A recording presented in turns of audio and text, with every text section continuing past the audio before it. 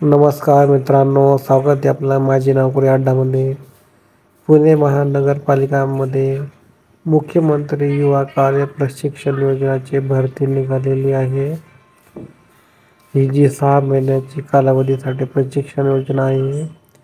जे विभागाचं नाव आहे पुणे महानगरपालिका. महाराष्ट्र शासन सरकारी जॉब मार्फत ही जॉब वॅकन्सी निघाली आहे.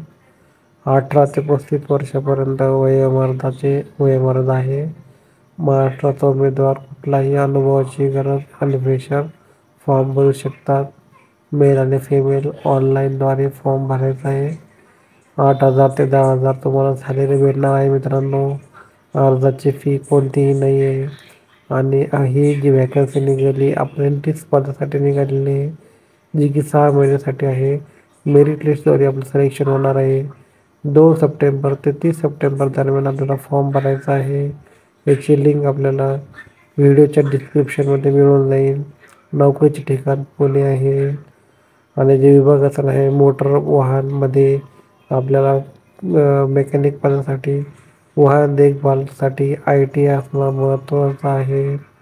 असं हे प्रत्येक विभागामध्ये प्रत्येकाचं पोस्टनुसार आपल्याला जे शैक्षणिक अर्हता पाहिजे, जसं बिल्डिंग, पेंटिंग, सुतारसाठी ITI, टर्नरसाठी ITI, ब्लॅकमेलसाठी ITI, संगणक विभागासाठी ITI, कॉम्प्युटर ऑपरेटर आणि प्रोग्रामिंग असणं महत्त्वाचं आहे.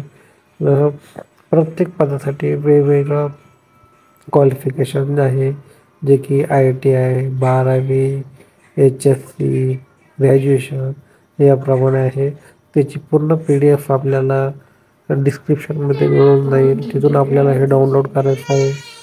तिथून आपण डाउनलोड करून ही पूर्ण PDF डाउनलोड करू शकता. जसं की शैक्षणिक अर्हता पदविका म्हणजे सिव्हिल इंजिनिअरसाठी 10 पदे, उद्यान विभागमध्ये ग्रॅज्युएशन जे की कृषीमध्ये असणं आवश्यक आहे. नंतर माध्यमिक शिक्षण मंडळाची म्हणजेच SSC उत्तीर्ण आणि माळी व्यवसायाचा 1 वर्षाचा कृषी विद्यापीठ जो अभ्यासक्रम आहे तो पूर्ण करायचा आपल्याला. यासाठी 45 पदं आहे. नंतर आरोग्य विभागामध्ये पण जागा आहेत. आया म्हणून आहे, 12वी पास असायला पाहिजे. घनकचरामध्ये पण आहे, यांत्रिक स्थापत्य, विद्युत, आरोग्य निरीक्षक, त्यानुसार SSC, ग्रॅज्युएशन यासाठी आपल्याला 30 जागा आहे, 5 जागा आहे, 15 जागा आहे. संगणक ऑपरेटरमधून पण जागा आहे, 12वी पास असणं आवश्यक आहे, ज्यासाठी 15 जागा आहे. प्लस MSCIT पण आपल्याला असणं आवश्यक आहे. नंतर भवन रचना विभाग यासाठी पण जागा आहे, जे की सिव्हिल इंजिनिअर म्हणजे स्थापत्यच्या जागा आहेत, 30 जागा आहेत. नंतर AutoCAD पण असणं महत्त्वाचं आहे, ज्या की भवन जे रचना विभाग आहे त्यामध्ये पाहिजे. नंतर भवन रचना विभागामध्ये दैनंदिन प्रतिव्यवहासाठी पण कला वाणिज्य पदवीच्या जागा आहे, ज्या की 8 जागा आहेत. नंतर त्याच विभागामध्ये ITIच्या जागा आहेत, तांत्रिक सुतार प्लंबरच्या जागा आहेत. नंतर माळी लोहारसाठी जागा आहे.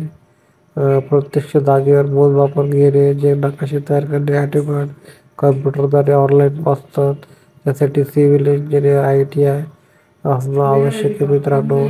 नंतर आरेखक साठी HSC पास व ITI आरेखकचा पण जो कोर्स आहे तो तुम्हाला पाहिजे. त्यासाठी 3 जागा आहेत.